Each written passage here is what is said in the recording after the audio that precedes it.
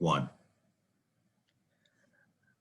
Good afternoon, everybody. My name is Barry Hudson. I am the Director of Public Information for Montgomery County.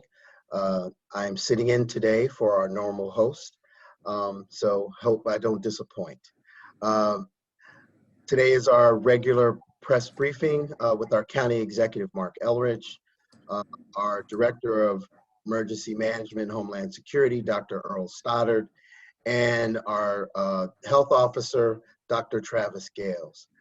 We'll start off today with the County Executive, but before we do that, I want to make sure that everyone who needs permission to report has already done so. If you are with the media, we'll address your questions, and please make sure that you put your name and the news organization that you represent in the chat. So without further ado, I will hand it over to the County Executive to start off with opening remarks. So good afternoon, everybody. We're now into our second year of press conferences on COVID. I want to start just by just expressing my condolences to the families, friends of the people who were killed in another mass shooting in Georgia yesterday. Whether this turns out to be a hate crime or just the crime of another mass shooting triggered by somebody with emotional instability. It's another tragedy. It's a tragedy if it's just hate. It's certainly a tragedy of what happens when this country can't come to grips with decent gun laws. So I just express my condolences and hope that someday we wake up and are willing to do the things we need to do to make sure that we can protect people from folks who probably shouldn't have possessions of guns. So then I feel bad for the community. We are reassuring the Asian community here that we are going to protect them, that we stand with them, and that we're aware of the trauma that they've been put under since the former president decided to turn this into a racial issue. But this is Montgomery County, and we're going to protect our residents and stand with our residents. On the COVID front, yesterday our case count was 119. We've been treading from either slightly below 100 to a little bit over 100. Our test positivity rate is 2.81, and our cases per 100,000 are 10.61. We did get under 10 for a couple of days, but we've now gone back over 10 into, but still 10.61. If you look at the data that the state puts out, we track pretty well in the state, but I always remind people that pretty well is not good enough, that people are still getting sick, they're still dying. 100 cases a day is a lot of cases a day, and we're going to continue to remain vigilant and careful here.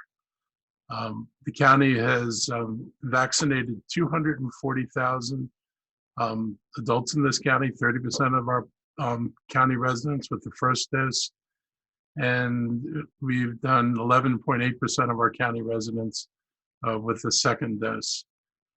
I want to talk a little bit about mass vax, because I know you guys are going to have some questions. There's been a lot of discussions about planning for a mass vaccination site here in Montgomery County. Yesterday, when Dr. Stoddard was meeting with the county council and following his due diligence and being transparent, he was talking with the council about the process and progress we've made working with the state to stand up a mass vaccination site in Montgomery County. I recognize that later that day, the governor said no decision has been made. Whether or not any decision has been made, we continue to work with them to explore what we've got available. We have Holy Cross as a partner. We are perfectly capable of standing up this site, and we believe it's important.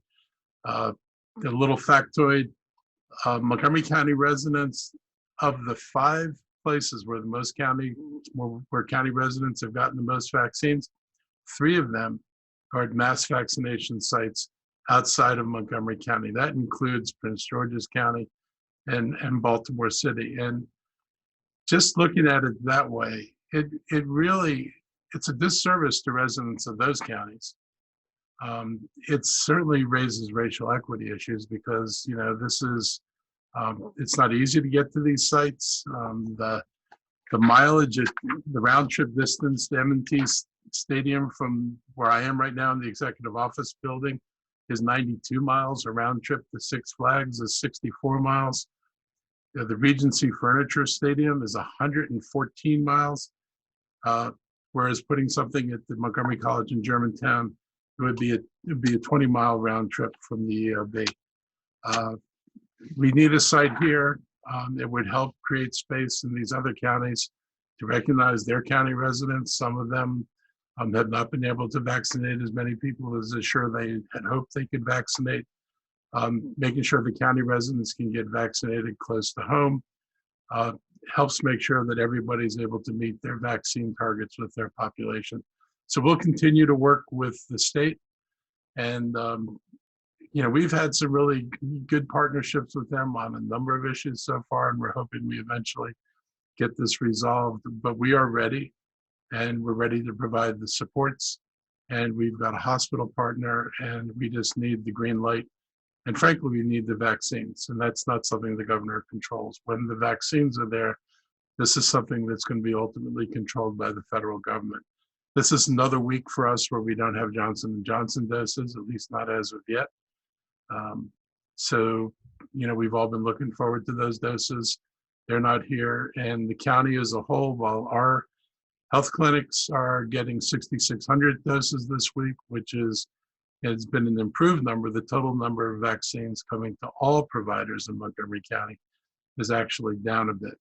So we're not back to the levels we were before, which explains in part why so many of our residents are having to go to other jurisdictions to get vaccinated, because some of what we used to vaccinate people with has now been diverted into these other mass vaccination sites. We have a sense of urgency about this. Everybody wants to get back to normal. We would like to be able to tell people that they can fully open their businesses. We would like to be able to open schools and not have to worry about the spread of COVID. We just need to get the population vaccinated, and we need the help and support of the state to get there. And ultimately, at the end of the day, we need the providers to make these vaccines available. We have two current locations, Richard Montgomery High School and Quince Orchard High School, that have to relocate because of MCPS reopenings. So we're working on making sure that we don't have any downtime in our vaccination efforts to replace those sites. We appreciate that President Biden's pledge to increase the supply of vaccines by May to cover all adults. It makes sense for us to find at least one site that can handle the daily flow. And I want to add on that note, I hope the governor does not open up the eligibility to get more groups at this point. We've already seen what happens when the number of vaccines is dwarfed by the number of people who are eligible for vaccines. We continue to have this really messy sign-up system where every provider has their own sign-up, and that our residents, in competing for the meager doses that are available in Montgomery County, we used to say 15,000, I can't say that anymore. So when they're competing for this supply, increasing the number of competing for this supply will not get anybody vaccinated any faster. And what it may do is make it harder to vaccinate target populations. And we are working hard to deal with the target populations. We're now vaccinating people 65 to 74. We need to be able to vaccinate frontline workers, and we need to be able to vaccinate people with pre-existing conditions. And if we can't do that, and everybody gets thrown into the same pot, that means some of the most vulnerable people will be waiting longer than they should wait, which means they're more likely to be exposed until they get vaccinated. So hopefully that they'll temper the reopening to match the availability of supply. I can imagine supply levels that would make that possible, but no one yet has demonstrated we're going to see those supply levels. So a little more patience till we get there would be a good thing. I want to also talk a little bit, about the American Rescue Plan. I want to thank the federal delegation for bringing home aid that was so much needed by our state and county, and I know by states and counties around this country. All of us were hit heavily by COVID. Our business communities were heavily hit. This money is going to provide relief. It's going to help with tenants on rent. It's going to help with small businesses that are struggling to survive this pandemic. It's going to help governments like ours, which spent a lot of money on COVID relief and COVID supplies. It's important for all of us, and it's helping us recover. And I just want to thank the delegation for doing that.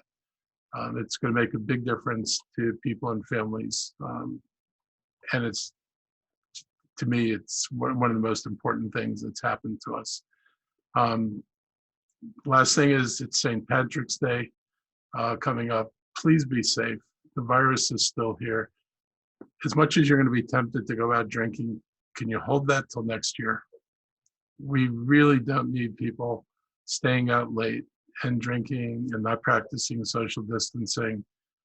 There are too many Montgomery County residents, and it doesn't matter what county you go into the state, that are not vaccinated. And as long as we don't have the virus under control, and as long as we have caseloads like this, this is not the moment. This is not the time to resume the celebrations. Hopefully, Memorial Day and the 4th of July, we can have different conversations. But at this moment, the best thing to do on St. Patrick's Day would be to stay home, stay safe. If you're vaccinated, apparently you can gather with a small group of other friends who've been vaccinated. So there's at least one more option that wasn't available before. But whatever you do, don't push this to a point where we're going to wind up with more cases, because that just complicates the recovery efforts here. And particularly now that we're trying to open schools, the virus comes in from outside of school, first of all. And so the more people get exposed, the more the possibilities are that this will find its way back into the schools, and none of us want that to happen. So have a good St. Patrick's Day, but have a safe Patrick's Day, and help keep other people safe while you're at it. I'll stop there and turn it over to Dr. Gayles. Good afternoon and happy Wednesday to everybody. It's always a pleasure to be with you all. Thank you for the opportunity to speak and share our updates. My updates are briefed, given that we had a pretty extensive council briefing on yesterday. The county executive has covered a lot of the important points. Three things I want to emphasize is, first, yes, he is correct. It is St. Patrick's Day. It's the time where we typically do go out and are very social in spaces such as bars and restaurants. We are asking folks to be thoughtful and mindful of your interactions on today, because what we don't want to have happen, particularly as we are having conversations about moving forward and reopening, and in some places have reopened quite significantly, we don't want to see another wave of cases tied to holiday activities comparable to what we've seen in previous holidays, such as Thanksgiving and the winter holidays from before. So please be careful, please be wise, please be smart in terms of how you choose to recognize the festivities on today. Now, with that in mind, we continue to monitor the case numbers and the trends to kind of give us some direction in terms of where we need to go and how we need to proceed. We are continuing to get information from the state regarding variant cases and hope to have more comprehensive report later today or sometime tomorrow to get a continued sense of the scope and impact of the variants on our jurisdiction and the rest of the state. Now, as the county executive mentioned, we have seen the state numbers move a little bit. For example, last week when the governor had his press conference on Tuesday, the state reported just over 600 cases on that day.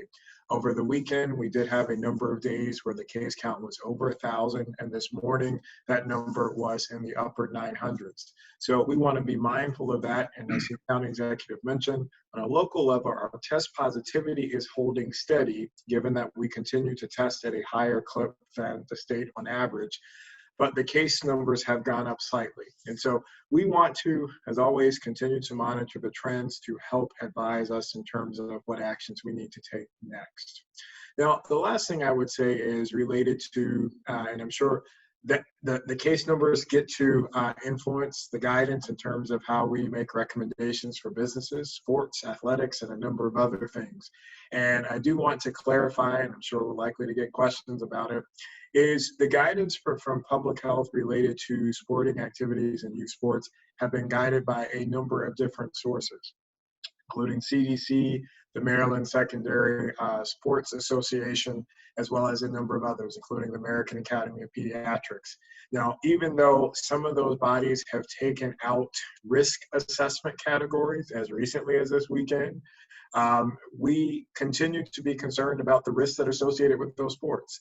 So simply removing a label does not remove the risk factors that put certain sports at a higher risk of transmission. And we have empirical evidence in looking at other jurisdictions across the state, including Howard County, who have opened up those activities, and there have been some significant quarantines secondary to exposures in those activities. And most recently, a case involving cheerleading in Loudoun County, I believe, that was reported yesterday. So we will continue to provide advice and guidance on how to make those activities safe and to make sure that there is fair and equitable distribution of those activities that are allowed, and not just certain sports, but opening up to be able to be fair and equitable, but making sure that the public health guidance is followed to mitigate transmission as much as possible. The last thing I would highlight is related to vaccines. It's interesting how topics move and how vaccines were the topic du jour the last several weeks, and less so today. But we exhausted all of our first doses that the state allotted to us last week. We are thankful for the increase in weekly allotment of doses for the next several weeks from the state, but we do continue to encourage that our partners in hospitals and other places also continue to see an increase in doses, because that means there's more doses available for all of our county residents throughout a diverse set of options. So, and we continue to add clinics and different venues and opportunities for our residents, because we want to make sure that of the doses we receive, we do get them out and get them into folks' arms so that we can get more. Thank you, and happy to answer any questions. Dr. Stoddard. Yeah, Dr. Gayles. Thank you all for being back. A few comments on mass vaccination site, just to add on to what the county executive said. We're truly appreciative of the support that we've gotten from the state agencies thus far. We continue to work with the Maryland Department of Health. We had a meeting with them earlier today, where they today and yesterday, where they've made offers to have get us stood up on the Salesforce platform that they're utilizing for scheduling at the larger mass vaccination sites across the state, on how they can support extending the Wi-Fi and other IT infrastructure that exists at the Montgomery College Germantown campus, and how we can generally collaborate on getting this site prepared to operate when vaccine becomes available. So I know that there was some, comments from the governor. We absolutely, I've no disagreement with the governor necessarily at all, but I just want to make clear that we're getting great support from the state agencies across the board, working with the Maryland National Guard and Maryland Department of Health on laying out, designing, planning for, building out, and acquiring the infrastructure necessary to operate a site at Montgomery College in Germantown. So that's all I have for today, and look forward to your questions.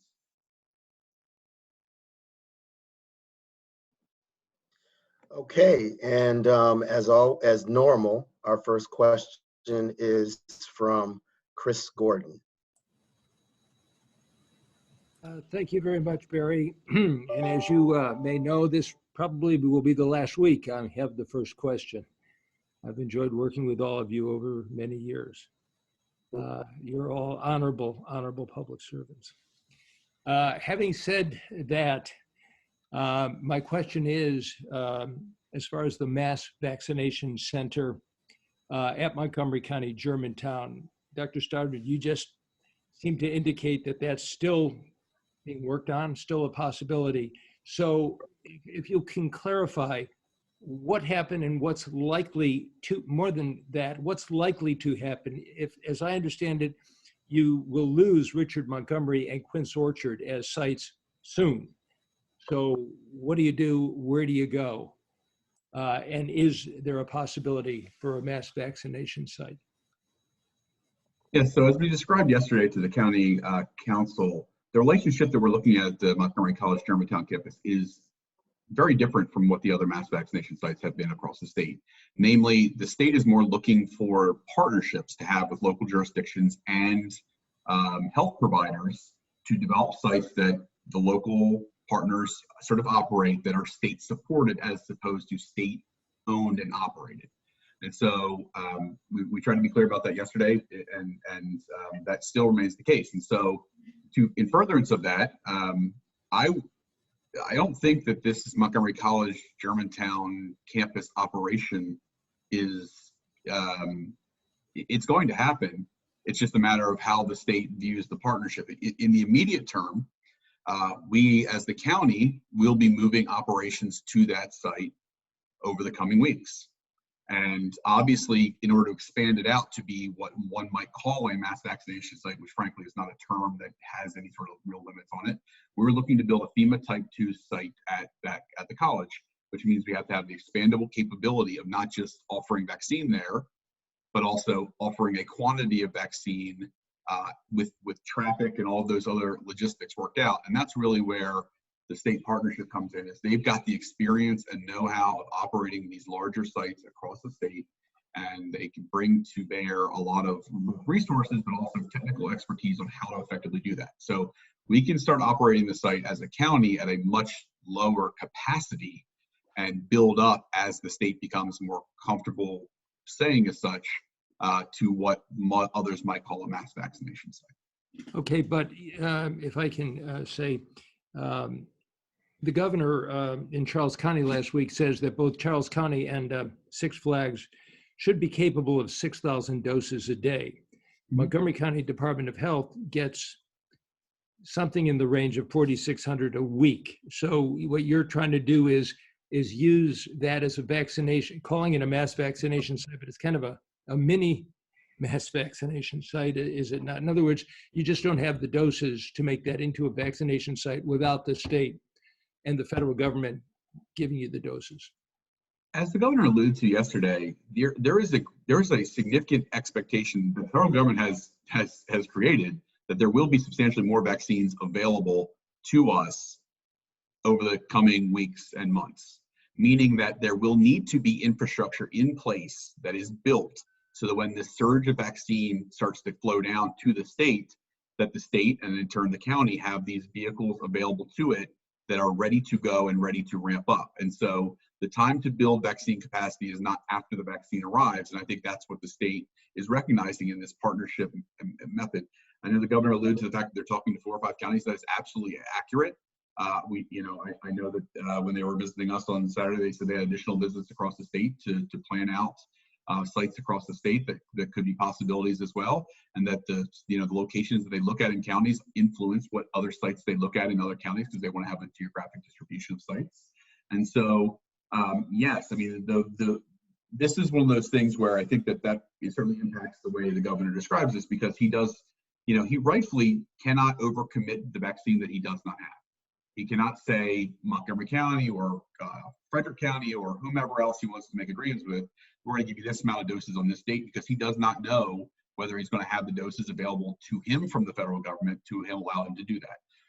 So I think we understand his concern about the notion that they're going to commit to doing something that they don't have the vaccine today to do. But on the same point, he knows, and he's being told, and everything we hear is that there's this increase coming. You've got to have the infrastructure in place across the state to distribute it. I'm going to say thank you. I know a lot of my colleagues will probably ask follow-up questions to this, so rather than impose on their time and availability. And I thank you all again. It's been a pleasure working with you over many years. Chris, I just want to say thank you too, because you've always been really straight about things. You ask good questions. You're the press. You're persistent when you need to be persistent, and I've always enjoyed talking to you. So I wish you luck. Success in what you're going to go do next. And I hope part of that includes retiring so that you can actually relax a little bit. I think this has to be a hard year for all of us, and maybe a break from this is not a bad thing. Thank you very much, Mr. County Executive. I appreciate that. I have to learn how to relax. So for the meantime, I'm going to be practicing law, which probably most people will not find that relaxing. Thank you, sir. All right. Moving on to our next question, we have Stephanie from Fox 5 with a question. Thank you very Barry. Thank you, everybody. Chris, I have to call you after this news conference. I have a first follow-up question to Chris's question, but then I have a couple questions for Dr. Gayles on sporting, if that's okay. Just the follow-up to Dr. Stoddard. So at this point, when do you all foresee getting to open that site? And then also about how many vaccines do you foresee being able to administer when you first open there? Sure. So, and this is certainly a question I think Dr. Gayles may want to add to this, because obviously this is will be initially a largely HHS, Health and Human Services led operation. But obviously the agreement we have with Montgomery County Public Schools is to be out of the 2 high schools by April 1st. So we will need other locations to begin to give out large numbers of doses, and obviously the Montgomery College Germantown campus is one of those sites. So I believe the team's been out there all this week, and I don't want to commit to a specific day, but I would guess it will. I feel pretty confident saying it's going to be before April 1st that we will begin operating out of the Montgomery College Germantown campus. And at the recommendation of the state, when they visited and in subsequent meetings with us, they recommend a ramp up regardless of whether you've got the vaccines or not. So even for the mass vaccination sites across the state, they start operating around 250 doses a day, and they ramp up progressively over time, so that you can, obviously be able to, make sure that your system works logistically to do it. Right now, we're doing about 1,500 doses a day or can do at each of the respective high school sites. So I would imagine that the Montgomery College Germantown campus would probably, regardless of the sort of inclusion of additional doses from the state, be able to get up to that 1,000 to 1,500 doses a day level. I don't know if Dr. Gayles has additional comments on that. Yeah, so we have been preparing for returning the spaces at MCPS schools back to MCPS, if you will. We are very thankful for our partners at MCPS for allowing us to use those venues. We have been vetting other venues throughout the community, not just the Germantown campus, but other sites as well, to continue to ensure geographic diversity in terms of access points for our residents. And as we move forward with that, we will be announcing those locations as we do on a weekly basis, where the clinics will be when individuals have an opportunity to register. So stay tuned. And then some of the sporting questions, I know that there was a couple of things that were mentioned with regard to sports. Well, there's a protest on Sunday, right? And parents, especially the football community, want to know when they can continue. Clearly, football and contact sport is very important for them. A question to that is, have you changed since earlier in the week? Have you changed your consideration to the county council, who might take this up as early as Friday? With regard to the soccerplex, has there been any decision made with the waiver to allow spectators so that parents can watch? Those are 2 questions there, and then I'd follow up with one more.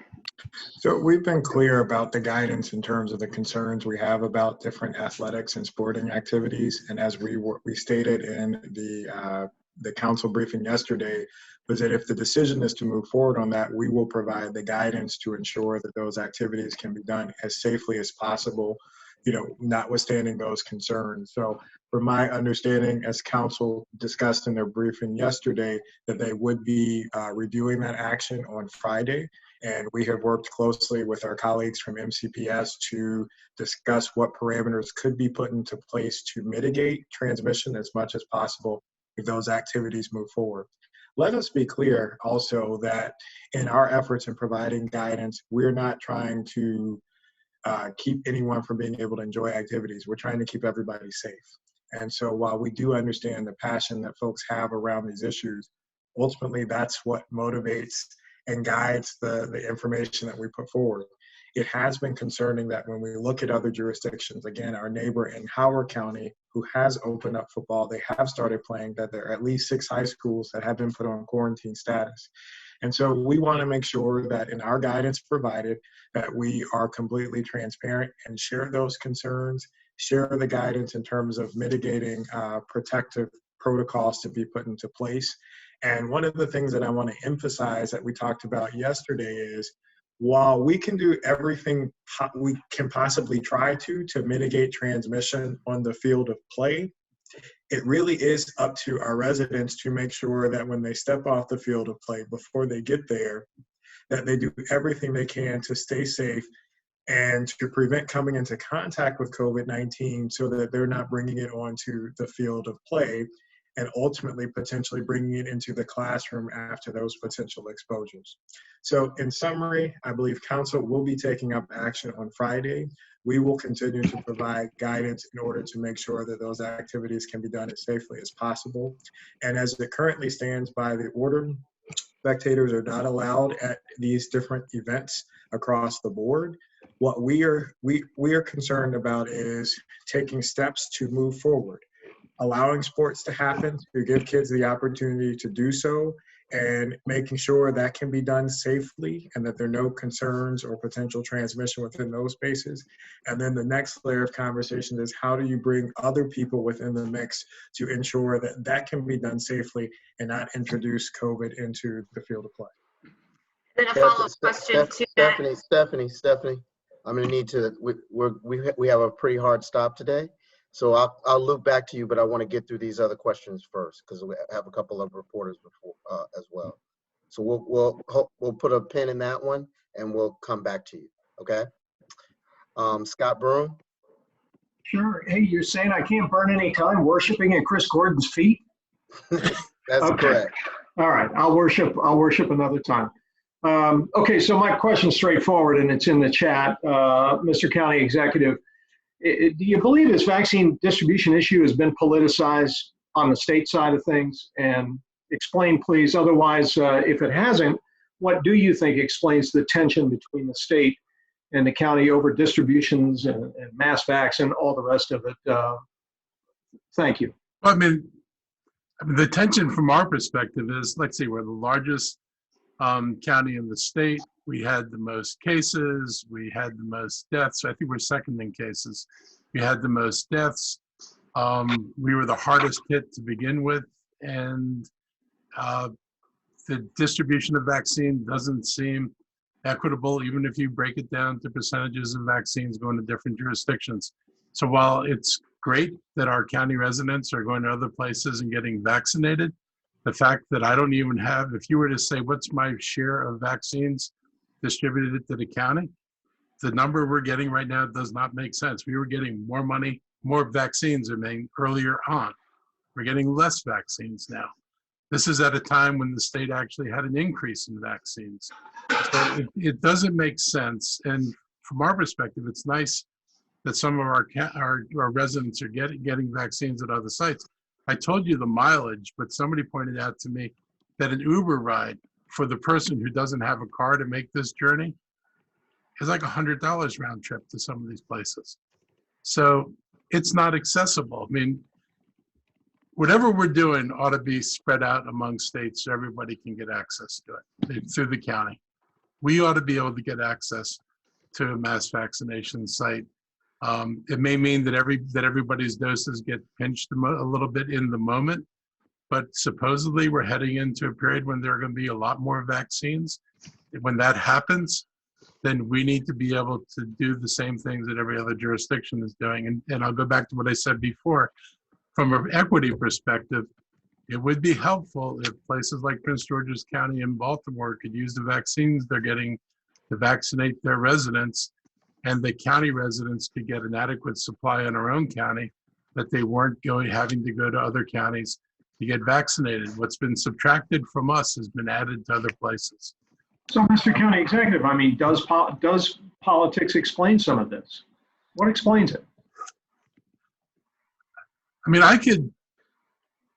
you could argue that they looked at our numbers and said, you guys are being more successful in vaccinating people, other people are having a harder time, which would be a great argument, except that we're now using up the vaccines that the people who have had a harder time vaccinating their populations were intended to help. So that hasn't played out perhaps the way they thought it was going to play out.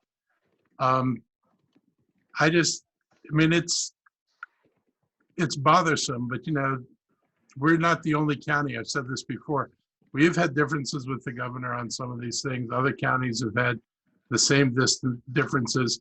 All of the health officers, all the county executives thought more doses should be going to the health departments. All of us felt that we had a better chance of assuring the distribution was fair and equitable. All of us would have prevented the incidents that occurred at one Walmart where the bulk of the people getting vaccinated weren't even from the state of Maryland, let alone from the county where the Walmart was located in. So we've always felt that in terms of getting people vaccinated in the state of Maryland, the health clinics are actually the state's best resource for assuring that those are the people who get the doses that have been given to us by the federal government to vaccinate our residents. We just have a disagreement. But on the other hand, we work with them on a lot of other issues. And so it's not like, you know, this is like always political, but this one, whether it's political, whether it's a serious disagreement about how this is going to play out, I won't nail it as political, but I just say this is a place we disagree. Okay. Next question is Jordan from MCM. Thank you. Chris Gordon, it's been great working with you and I wish you well in your future endeavors. I just wanted to know, as we all know, a lot of my questions were already answered, but Maryland recently launched a new statewide COVID vaccine pre-registration site. What does that mean for Montgomery County? I know there was a lot of confusion around that in the past. What does that mean moving forward? So the pre-registration site that the state launched is specifically for mass vaccination sites. It's not a pre-registration system for any of the other venues that you can access through to get vaccines. And as far as it relates to Montgomery County, we've had a pre-registration system in place for several months now that we continue to utilize and we continue to leverage in order to be able to reach out to our residents and let them know when they are eligible for the vaccines and they can schedule their appointments. So I just want to add that, you know, this is a real problem because there are so many different providers and every one of them has their own registration system. And as I've said before, you've got thousands of people getting online either when they know it opens up the night before or in the morning and trying to get these slots. There is not a reason in the world, because the technology is there, that the state couldn't stand up a single registration site. And once you're registered, give you an identifier, and every day you could go into the system and you could see all of the providers and all of the slots and pick a slot. Nobody should have to do one CVS and then another CVS and then another CVS. And then when you're done with exhausting the CVSs that ran out of vaccines, then go do the Rite Aids and then do the Giants and then do the Safeways and then wind up coming back the next day to do the same thing again. I understand that people are going to have to visit more than once until we have enough supply that everybody could actually schedule out the next month. And we don't have enough supply to really schedule out the next month, at least enough supply in relationship to our population.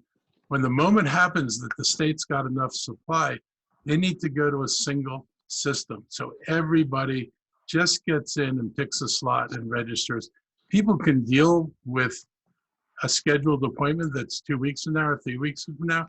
What people can't deal with is not being able to get registered for something they were told they could get. So it's not a hard fix. You know, there's software out there that can do it. I've had too many people tell me that if we had this program or that program, the state could have dealt with it. I know the state has actually had conversations with people who told them they could deal with it. They just need to fix it. And oh, by the way, the federal government will pay for the software. So I don't even know why we're dealing around where we are right now and not just fixing this problem.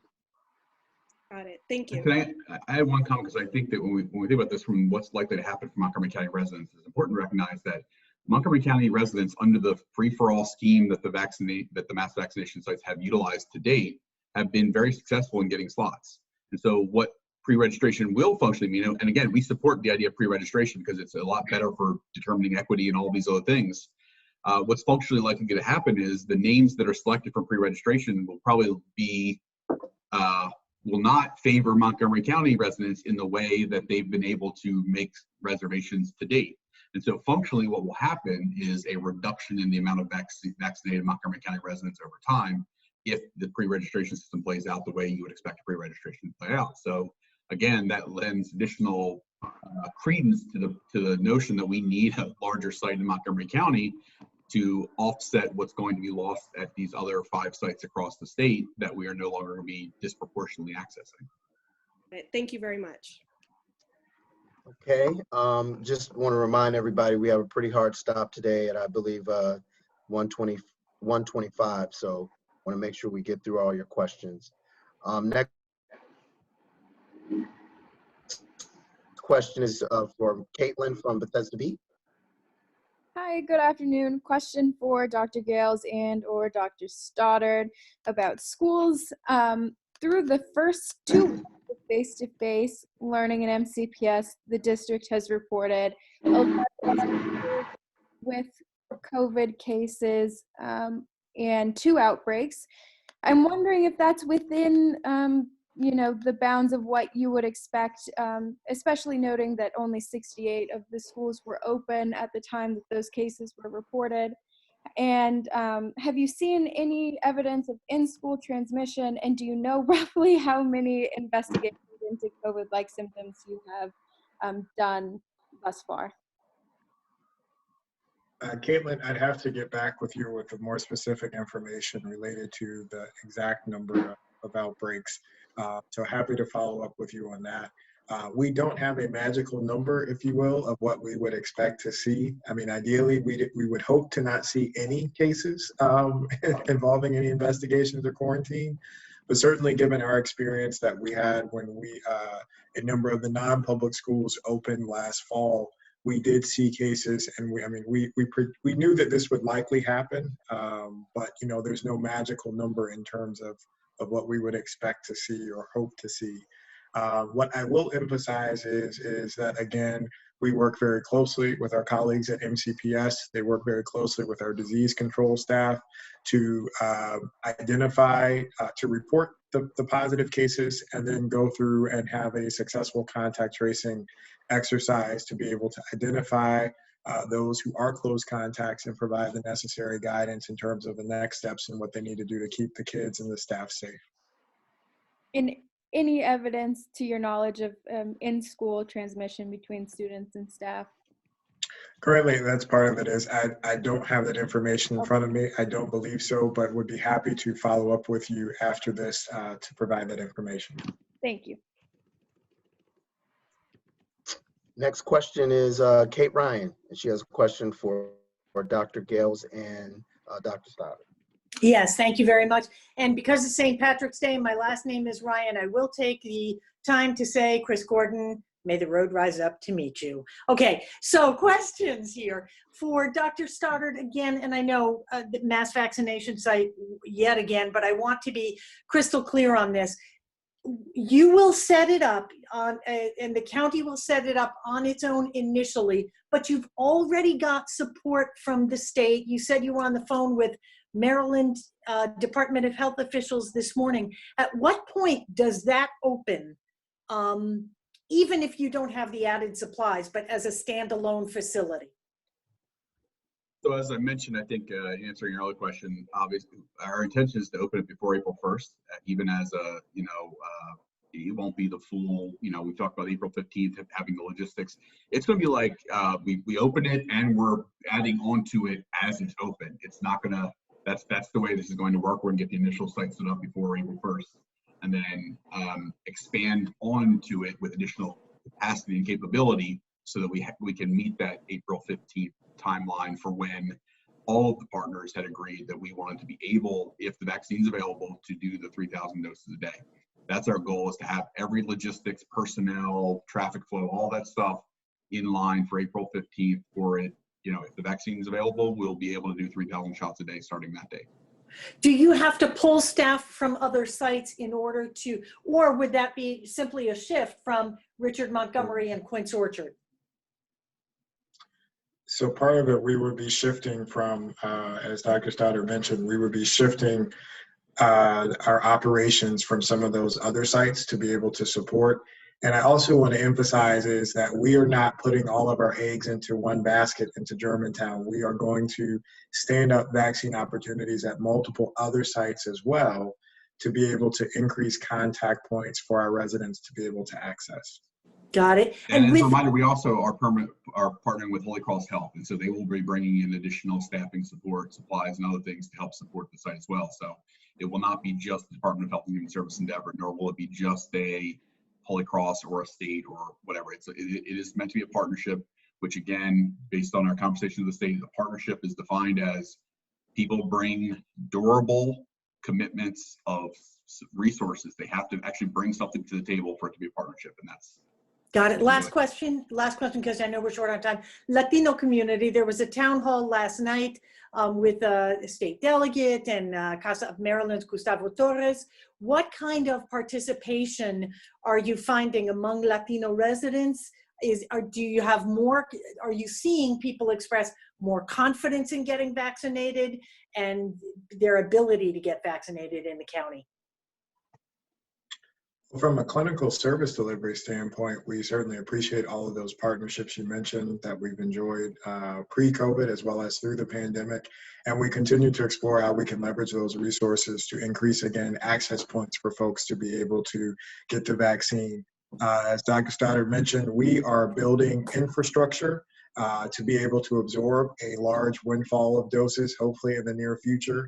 And we've continued to work with a number of clinics who have significant outreach within those communities to discuss how we can partner in terms of supporting them to provide doses to folks within the community, both in the traditional clinical building as well as looking at other opportunities such as mobile outreach and providing of services that way. There's extensive efforts utilizing the minority health initiatives and programs in those community agencies as well over the last several weeks, in particular around getting folks pre-registered and driving up those numbers, because ultimately we feel strongly if we can get more folks pre-registered, that means there's more folks in the queue that we can send links to ultimately get vaccinated, which would drive up the numbers and get them closer to a representative sample of our population distribution. Thank you. Thank you very much. All right. Rebecca Tan, Washington Post. Thank you. And sorry, I was a little bit late, so I'm sorry if this was already addressed. But if the state says, on April 15th or slightly before, that it no longer wants to support a mass site in Montgomery County, does it have the ability to move forward and scale that facility up on its own? Not unless they give us the vaccines. I mean, there's no point in standing up a mass vac site. Like this week, we got 6,600 doses. I could put them out in the mass vaccine site in what, 1 or 2 days? What would be the point of doing that when I'm able to distribute? I mean, the advantage of what we're doing is we're getting these doses out all over the county, close to where people live. So I could stand up anything. I could stand up a mass vac site before April 15th if somebody would drop the doses on us. I could also get 6,000 doses out a week just with our existing infrastructure if they gave us 6,000 more doses next week. So we've got the ability to get the doses out. But if they don't give us the doses, they're not going to go out. And that's irrelevant whether they give us a mass vac site or just get us the doses. We'll get them out either way. We're just trying to help here by arranging the partnership and being able to get skin in the game so we can say we're ready to do the mass vac site. So the thing you need, I guess the piece that you need from the state is really those vaccine doses and trying to pull off the site. Yes, that's it. That and that alone is the difference between who we vaccinate and how fast we vaccinate them. We benefit from their knowledge, but right, the knowledge doesn't. The knowledge is not a shot in the arm, right? We need this. If we don't have the doses available to us, their knowledge does not help us as much. And we appreciate their involvement, but at the end of the day, if there's not going to be any more doses, there's not going to be a need for a mass vaccination site because, again, it's part of a portfolio, and if we need a portfolio of things, efforts across the county, and if we can't, if it's going to mean that we operate a mass vac site and we don't have any of those other smaller community opportunities, that doesn't make sense. Got it. And one more sort of unrelated question for county executive. I saw the statement you put out on the shooting in Atlanta, the really horrific shooting.